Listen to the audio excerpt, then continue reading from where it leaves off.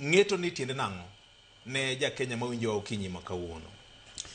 Ero kamano ahinya Victor, ng'eto ni nigi tiende ariyo.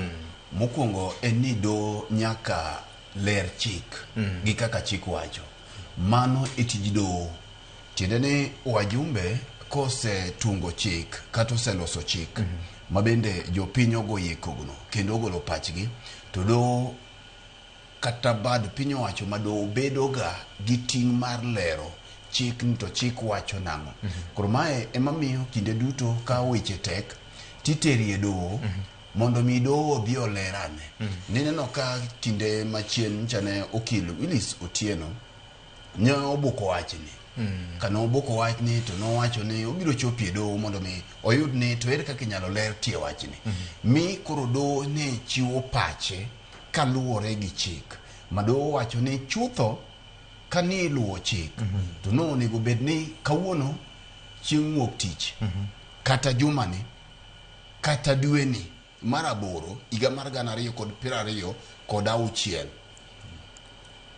emanyo onego bed ni wabedie gi yiero kaluwore gi kalenda mar yiero kaka osebedo chakre higa mar 2013 mane wabetie gi katiba manyien.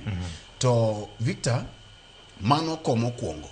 Mar ariyo, ing'iyo ni do ok chiw achiwa, ok lera chik nekech onego bed ni lero chik.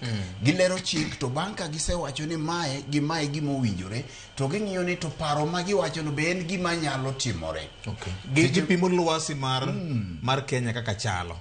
Paro nyalo bedo mabeyo lakini ok onyal tiyo kamoro. Iwinjo ka jodongo kone ni pachi no ber lakini kae moko onyal tiyo.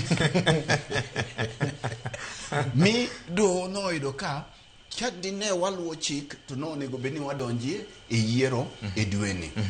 Ibiro ng'iyo ni ndalo osebedo ka sudore ma osebedo ka chamo kinde mag ker kata mag presidents ma wasebedo godo. Kuom ranyisi, inyalo paro ni kane 2017 ka doho mamalo manyon tenegi gi jang'ad buche ma osedhi retire Maraga ne ong'ado ni yiero ma 2017 ne ok otimore e yo mowinjore. Mi nwachako kawo ndalo mathoth eka wadok e yiero mar ariyo. Kae to bang'e jatend piny machon Uhuru Kenyatta noduogo yier kaluwore gi IEBC.